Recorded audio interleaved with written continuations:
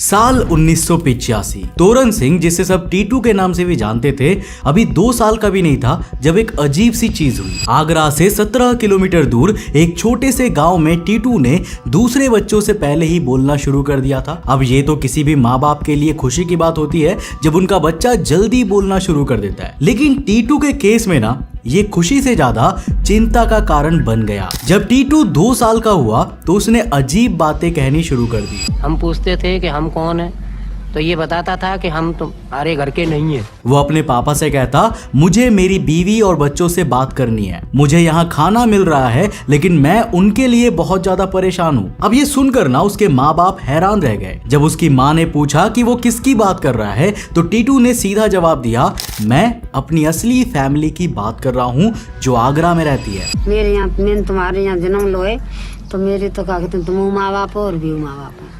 बार बार वो अपने माँ बाप से कहता, आप लोग मेरे असली पेरेंट्स नहीं हो, मेरे असली माँ बाप आगरा में हैं। कभी कभी तो वो रोने लगता और कहता, मुझे यहाँ नहीं रहना, मुझे अपने असली घर जाना है। अब शुरुआत में सबने उसकी बातें एक बच्चे के वाइल्ड इमेजिनेशन के रूप में ली। उन्हें लगा कि वक्त के साथ साथ ये अजीब से भ्रम टूट जाएंगे, लेकिन धीरे धीरे बात और सीरियस होती गई। साल 1988 तक जब टीटू 5 साल का हुआ, उसका बर्ताव और भी अजीब हो गया। एक दिन उसने कहा कि मेरा असली नाम टीटू नहीं है, मेरा नाम सुरेश वर्मा है। उसने बताया उसकी बीवी का नाम उमा है और उसके 2 बेटे हैं, रोमू और सोमू। उसने अपने पिता का नाम भी बताया, चंदा भारती। मेरे पापा जी का नाम चंदा भारती है। लेकिन टीटू यही नहीं रुका। उसने आगरा में अपने घर और अपनी दुकान सुरेश रेडियोज, जो सदर बाजार में थी, के बारे में भी बताया। इनकी दुकान है वो मेरी है। और सबसे अजीब बात यह थी कि उसकी जान कैसी गई थी, उसका पूरा वाकया उसने अच्छे से सबको सुना दिया। उसने कहा कि एक शाम जब वो अपनी गाड़ी से घर लौट रहा था तो 2 आदमी आए और उसके सिर पर गोली मार दी, जिस वजह से उसका देहांत हो गया। उसने डिटेल में बताया कि कैसे उसका इलाज करने के बाद उसकी बॉडी को शमशान घाट ले जाया गया, मुझे वहां जलाया गया और मेरी राख यमुना में बहा दी गई। टीटू ने कहा, कभी कहता है मुझे हॉस्पिटल ले जाने के बाद में शमशान भूमि ले गए, शमशान भूमि में आग लगा दी और पानी डाल के मुझे यमुना में फेंक दिया। पिछले 3 साल से टीटू की फैमिली उसकी अजीब बातें सुनते आ रही थी, लेकिन अब जब उनका 5 साल का बच्चा अपनी पुरानी जिंदगी, बीवी, बच्चे और अपनी जान जाने तक के बारे में बता रहा था तो उनका डर और भी बढ़ गया। ये खबर गांव में तेजी से फैल गई और हर कोई टीटू के बारे में बात करने लगा। गांव वालों को लगा कि टीटू के अंदर कोई भूत घुस गया है, जैसे हमारे देश में गांव में अक्सर सोचा ही जाता है। टीटू का केस भी वैसा ही लगने लगा। उसका तरीका, उसके बोलने का अंदाज और उसका हाव भाव अब एक 5 साल के बच्चे जैसा नहीं था, बल्कि एक बड़े आदमी के जैसा हो गया था। उसने अपने माँ बाप की गरीबी का मजाक बनाना शुरू कर दिया। वो अपनी माँ से कहता, मेरी बीवी कभी पुरानी फटी साड़ी नहीं पहनती, मेरी माँ 20,000 वाली साड़ी पहनती है, तुम इतने गंदे कपड़ों में बाहर क्यों जाती हो? मैं धोती पैर के बाहर साड़ी है जान तो कही तुम तो मम्मी मेरी माँ तो 2,000 की साड़ी पहनती है, तुम गंदी धोती के बाहर मत जाओ करो। अब टीटू के माँ बाप के लिए ना ये सब समझना बहुत ही मुश्किल हो गया था। उनका सबसे छोटा बच्चा, जो 6 भाई बहनों में से एक था, अब एकदम बदल गया था। और एक दिन तो उसने अपना छोटा सा सूटकेस पैक कर लिया और कहा, मैं यहाँ नहीं रह सकता, मैं अपने बंगलों में जा रहा हूँ। हर बार जब उसके फैमिली वाले उसे डांटते थे तो वो घर से भागने की धमकी देता था। कभी वो बस में चला जाता था तो कभी पैदल ही निकल जाता था। झट झोला अपने छोटे छोटे कपड़ा भरे और झट चल लें तुझे।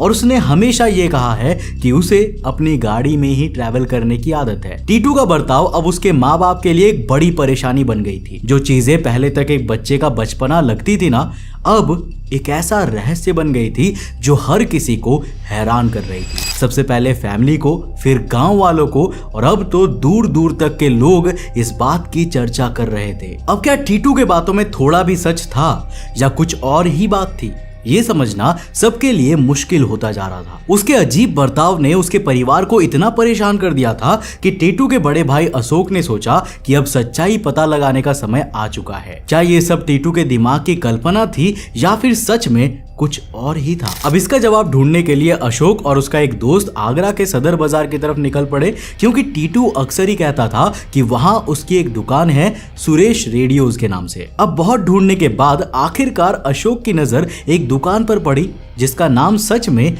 सुरेश रेडियोज लिखा हुआ था। सुरेश रेडियो की दुकान मुझे वहाँ मिल गई। अशोक बिल्कुल चौंक गया। क्या ये वही दुकान थी जिसका टीटू बार बार जिक्र करता था? क्या टीटू की बाकी बातें भी सच थी? क्या टीटू सच में सुरेश वर्मा का पुनर्जन्म था, या फिर ये सब सिर्फ एक अजीब इत्तेफाक था? पता लगाने का सिर्फ एक ही तरीका था। अब मन में अजीब सा डर लिए अशोक ने और पता लगाने की कोशिश की, और जो जानकारी उसे पता चली ना, वो किसी की भी नींद उड़ा सकता था। साल 1983 में सुरेश वर्मा आगरा के एक व्यापारी था। उनकी एक इलेक्ट्रॉनिक्स की दुकान थी जिसका नाम था सुरेश रेडियोज, जो सदर बाजार में थी। सुरेश आगरा में एक बड़े बंगलो में अपनी बीवी उमा और 2 बच्चे, माँ बाप और भाइयों के साथ रहता था। 28 अगस्त 1983 को, यानी कि टीटू के पैदा होने से सिर्फ 4 महीने पहले, सुरेश अपनी सफेद रंग की फिएट गाड़ी में घर लौट रहे थे। अब जैसे ही सुरेश ने अपने घर के गेट के सामने गाड़ी रोकी और हॉर्न बजाया, 2 अज्ञात गुंडों ने उन पर गोली चला दी। सुरेश के परिवार वाले जब तक बाहर आए तब तक सुरेश दूसरी दुनिया में जा चुका था। गोली उनके सर के एक तरफ लगी थी, बिल्कुल उसी जगह पर जहां टीटू को बचपन से एक बर्थ मार्क था। अब ठीक 5 साल बाद अशोक ये कहानी सुनकर भौचक्का रह गया था। उसके छोटे भाई टीटू ने जो कुछ भी कहा था, उसकी हर एक बात सच दिखाई दे रही थी। वो सुरेश वर्मा की बीवी उमा से भी मिला और ये पूरा वाकया उन्हें सुनाया। उमा को तो कुछ भी समझ में नहीं आ रहा था। उन्हें लग रहा था कि अशोक उनके साथ बहुत गंदा मजाक कर रहा है। आखिर कैसे एक 5 साल का बच्चा जो आगरा से 17 किलोमीटर दूर एक गांव में पैदा हुआ है, उनके पति के जीवन की इतनी गहरी बातें जानता था। अब उमा ने सोचा कि शायद टीटू ने ये सब अखबारों में पढ़ा होगा, क्योंकि सुरेश का केस उस वक्त काफी फेमस हुआ था। लेकिन अशोक ने कहा कि टीटू ने ये सब बातें उस वक्त से कहनी शुरू कर दी थी जब उसे पढ़ना लिखना तक नहीं आता था। उमा की क्यूरियोसिटी और बढ़ गई, लेकिन उनका शक अभी भी उतना ही गहरा था। अशोक ने तब सजेस्ट किया कि उमा और उनका परिवार गांव आए और टीटू से बिना बताए मिलने की कोशिश करे, ताकि देख सके कि क्या टीटू उन्हें पहचान पाता है या नहीं। बहुत सारे मिलती जुलती इमोशंस के साथ उमा और सुरेश वर्मा का पूरा परिवार गांव पहुंचा।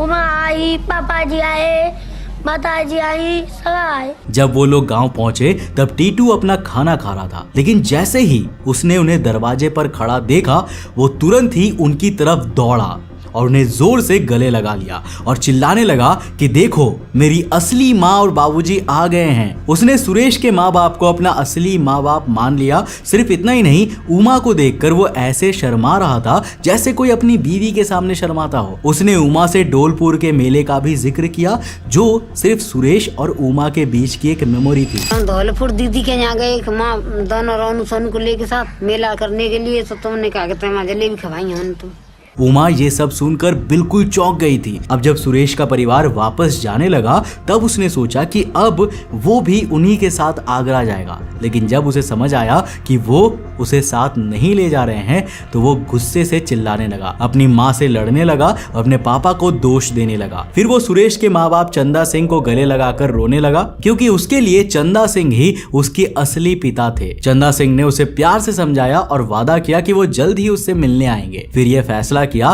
कि टीटू को एक दिन आगरा बुलाया जाए, ताकि ये कंफर्म हो सके कि उसके पिछले जन्म की यादें कितनी सही है। टीटू ने अपने पिछले जन्म के माँ बाप को तो पहचान ही लिया था और अपनी बीवी उमा के साथ भी काफी पर्सनल बातें डिस्कस कर ली थी, लेकिन टीटू के असली माँ बाप के लिए ये और भी ज्यादा टेंशन का कारण बन गया।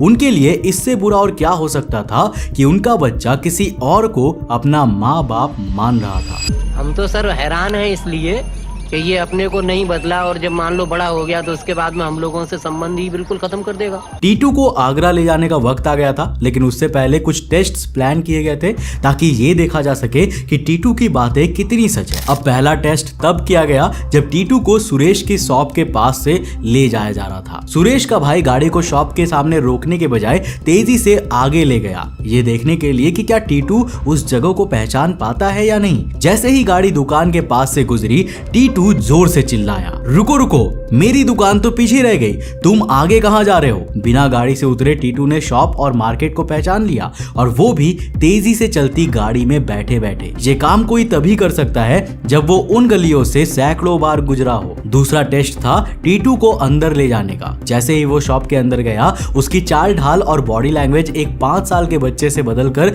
एक प्रॉपर बिजनेसमैन में बदल गई। उसका हर एक अंदाज, जैसे उसका स्टूल पर बैठने का तरीका, हाथ हिलाने का तरीका, सब कुछ बिल्कुल सुरेश वर्मा जैसा ही था। उमा जो कि उस शॉप की ओनर थी, ये देखकर बिल्कुल चौंक गई थी, क्योंकि इस छोटे बच्चे में उन्हें अपने पति का हाव भाव दिखाई दे रहा था। टीटू ने दुकान के अंदर हुए चेंजेस को भी पहचान लिया जो सुरेश वर्मा के मरने के बाद किया गया था। अब तीसरा और आखिरी टेस्ट बचा था।